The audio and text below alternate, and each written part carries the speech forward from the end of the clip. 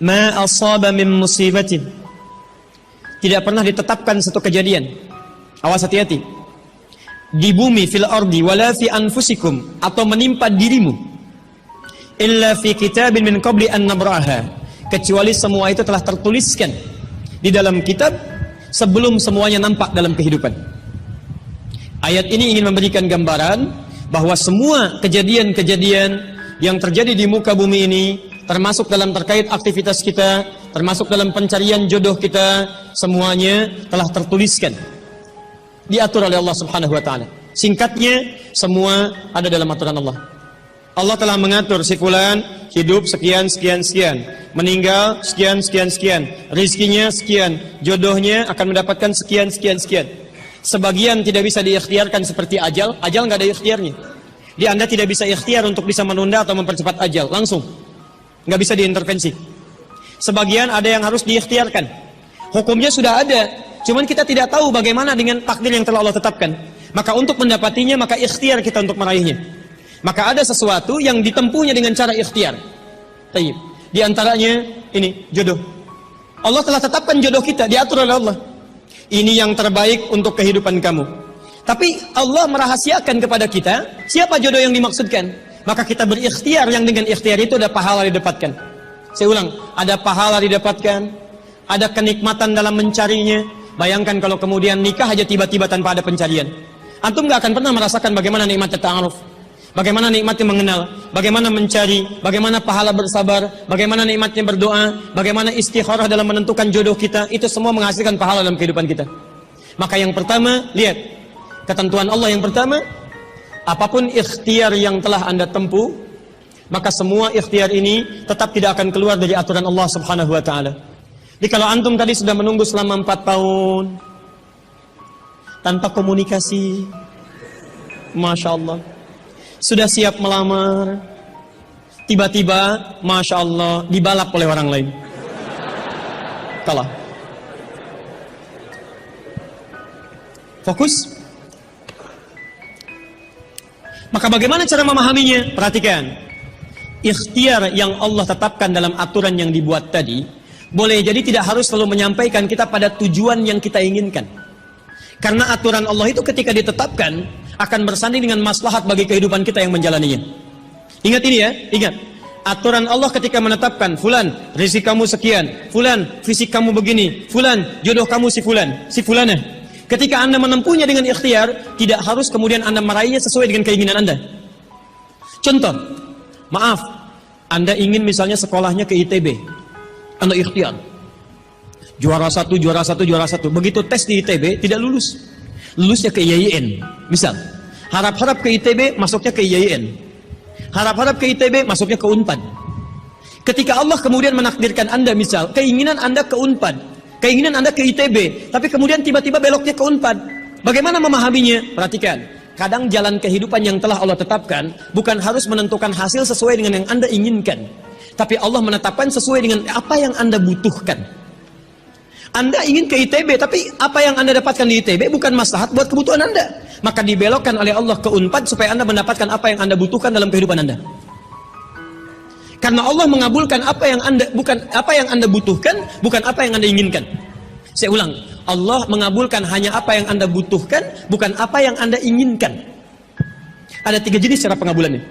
1, jika kebutuhan Anda sesuai dengan maslahat kehidupan Anda meminta. Maka jika keinginan Anda dalam permintaan sesuai dengan kebutuhan Anda, maka segera dikabulkan.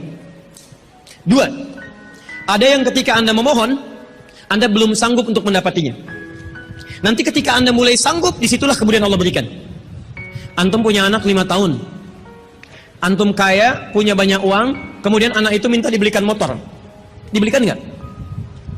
Uangnya ada, motornya siap dibeli. Anak baru 5 tahun, minta dibelikan motor, dibelikan nggak? Tayyib, kenapa? Karena dia belum sanggup menggunakannya.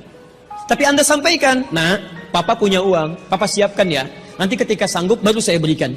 Demikian ketika Anda meminta kepada Allah Subhanahu wa taala dan memohon. Maaf, Anda mohon, belum dikabulkan juga. Boleh jadi bukan Allah belum mengabulkan, tapi Anda belum siap untuk menerimanya. Contoh, Nabi Muhammad SAW berdoa kepada Allah supaya kiblat dipindahkan dari Masjid Al-Aqsa ke Masjidil Haram. Kapan berdoanya? Sejak di Mekah. Kapan dikabulkan? Saat ke Madinah. Kurang lebih 3 tahun baru dikabulkan. Quran surah kedua Al-Baqarah ayat 144, paling kiri sebelah bawah.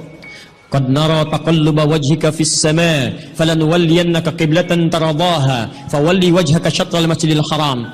Muhammad, kami perhatikan engkau senantiasa menengadahkan wajahmu ke langit memohon, meminta.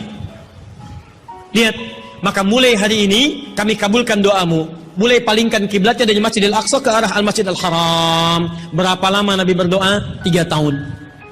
Nabi Muhammad SAW berdoa 3 tahun baru dikabulkan oleh Allah. Kenapa baru dikabulkan? Karena pengalihan kiblat baru sesuai dengan kebutuhan umat Islam pada saat itu setelah 3 tahun. Nabi Ayub alaihissalam. Antum kenal Nabi Ayub? Kenal di mana? Kadang-kadang kenal Nabi Ayub. Luar biasa. Tadi malam di Dumai ada yang kenal Korun. Bulan lalu di Lampung ada yang kenal Fir'aun. Masya Allah. Di Pekanbaru kenal Nabi Ayub. Luar biasa. Itu siapa sebetulnya? Nabi Ayub itu diuji dengan penyakit luar biasa. Maaf, tadinya kaya, punya istri yang sangat cantik, anaknya 12. Hari yang bersamaan, hari pertama, maaf, diuji dengan harta semua habis. 1 hari. Hari kedua, anak semua meninggal.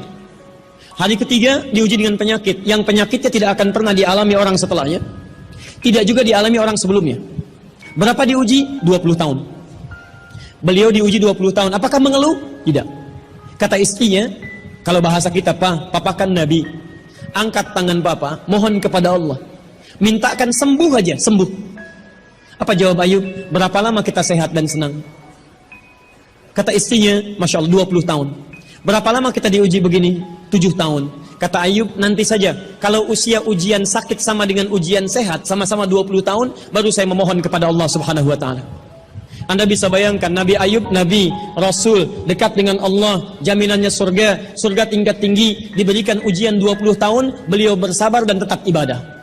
Antum, Masya Allah, mahasiswa, baru semester 5, bukan Nabi, bukan Rasul, surga belum jelas, amalan masih berantakan, hisab masih menegangkan, surga belum ada jaminan, baru 4 tahun.